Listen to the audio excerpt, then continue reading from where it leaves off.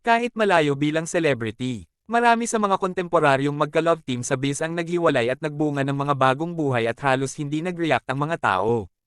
Hindi dahil sa wala silang fans kundi dahil iba ang ibinigay ng Katniel Tandem, isang tunay, sinsero, tahimik na relasyon. Isang aspirational love story. Isang maiuugnay na kwento ng mga halaga na kanilang naisip sa screen. Isang inspirational tandem dahil ang isang bagay na real ay maaaring maging tunay na totoo. Theirs was a love affair so sakarin ako lane mong tumatagas sila ng honey tuwing may TV guesting sila. Sa lahat ng cheesiness na pinalabas ng tandem nila, ang sa kanila ay mozzarella love affair, malapot, nababanat, malambot, siksik, pamilyar na lasa. At gayon pa man hindi lahat ay maaaring magkaroon nito. Hanggang sa naputol ang elasticity ng kanilang relasyon noong November 30, nang pareho nilang i-announce sa social media ang kanilang breakup, na si Catherine ay nag-go public muna.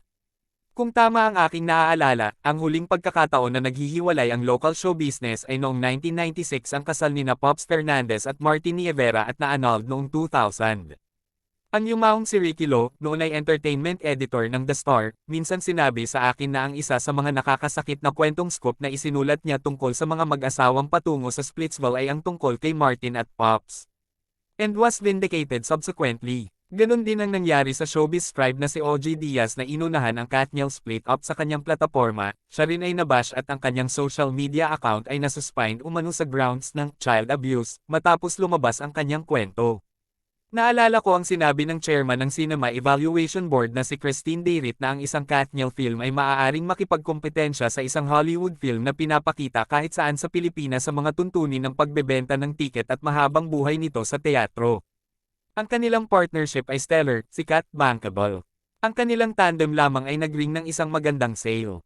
Nagsimulang ipalabas ang kanilang pelikulang The House of Us noong Agosto taong 2018 at nanatili ito ng ilang buwan sa mga screen na may sabay-sabay na palabas sa ibang bansa para sa mga Pinoy audience. Noong panahong iyon, iniulat ng mga online source, marami itong nabasag na record sa bansa, kabilang ang pagiging isa sa mga lokal mga pelikulang umabot sa 600 million pesos box office sales in a span of 20 days after 50 days in the theater, lumaki ang kinita nito sa 805 million pesos at nagsimulang magbilang ng higit pa pagkatapos nito. Box office hits ang mga pelikula nila.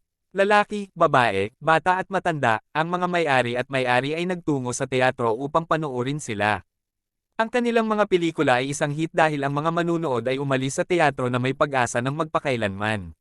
Sa madaling salita, ang kanilang real chemistry ay nagbigay ng ilusyon ng forever. Sino ba naman ang hindi magkakagusto sa forever? Kung broken ka at nanood ka ng Katniel film, umalis ka sa sinehan na may pag-asa.